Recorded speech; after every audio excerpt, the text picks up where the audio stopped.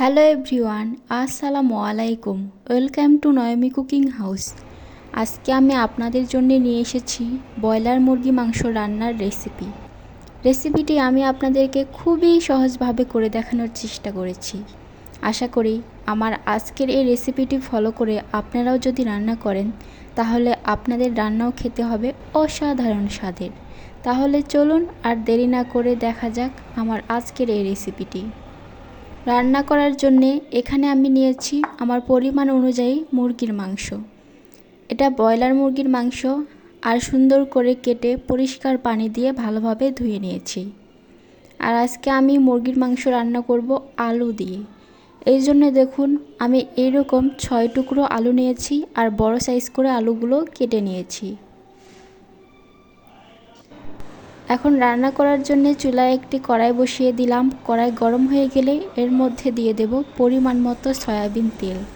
তেলটা গরম করে নিয়েছি। এরপরে দিয়ে দিলাম 5টি এলাচ, 2 টুকরো দারচিনি ও 4 টুকরো তেজপাতা।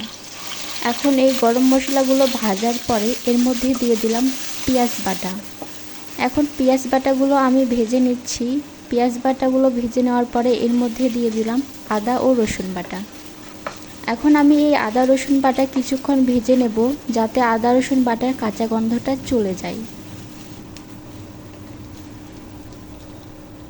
আদা রসুন বাটাগুলো ভাজা হয়ে গেছে। এখন এর মধ্যে দিয়ে দিলাম সামান্য পরিমাণে একটু পানি। এরপর এর মধ্যে দিয়ে দিলাম গরম মশলা গুঁড়া, জিরা গুঁড়া, হলুদ গুঁড়া, মরিচ গুঁড়া, স্বাদ মতো লবণ। এখন ভালো করে নেড়ে চেড়ে মশলাগুলো কষিয়ে নেব। মশলাগুলো আমি কিছুক্ষণ ঢাকনা দিয়ে কষিয়ে নেব। কিছুক্ষণ পরে ঢাকনাটা সরিয়ে নেড়ে চেড়ে দেব। আর এখন নেড়ে চেড়ে মশলাগুলো আরেকটু ভালোভাবে কষিয়ে নেব।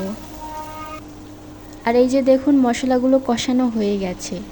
এখন এর মধ্যে দিয়ে দেব কেটে ধুয়ে পরিষ্কার করে রাখা মুরগির মাংস। মুরগির মাংসগুলো দেওয়ার পরে মুরগির মাংসগুলো সুন্দর করে মশলার সাথে নেড়ে চেড়ে দিতে হবে। আর এই যে দেখুন আমি সুন্দর করে নেড়ে চেড়ে দিয়েছি।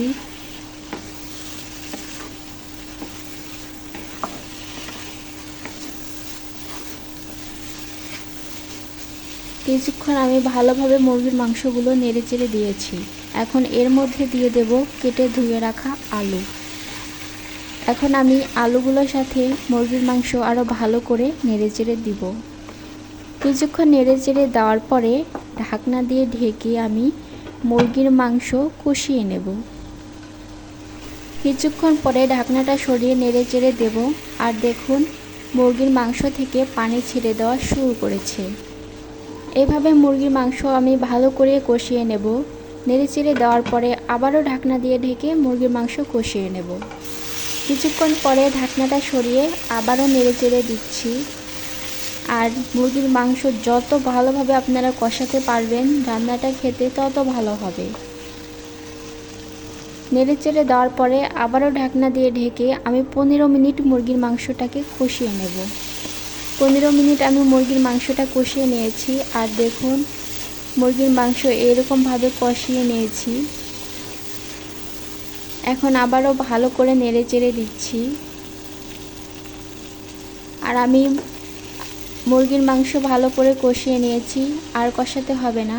এখন এর মধ্যে দিয়ে দিলাম পরিমাণ মতো পানি, যাতে আলুগুলো সিদ্ধ হয়ে যায় সেই অনুযায়ী আমি পানি দিলাম। এখন একটু নেড়ে চেড়ে দিয়ে আবারও ঢাকনা দিয়ে ঢেকে রান্না করে নেব। কিছুক্ষণ পরে ঢাকনাটা সরিয়ে একটু নেড়ে চেড়ে দেব। নেড়ে চেড়ে দেওয়ার পরে আবারও ঢাকনা দিয়ে ঢেকে রান্না করে নেব। কিছুক্ষণ পরে ঢাকনাটা সরিয়ে নেড়ে চেড়ে দিচ্ছি। আর দেখুন রান্না অলরেডি হয়ে গেছে। এখন আমি ঝোলটা এরকমই রাখবো। আপনারা চাইলে ঝোলটা আরেকটু কমিয়েও নিতে পারেন। আর আলু ও মাংস ভালোভাবেই সিদ্ধ হয়ে গেছে।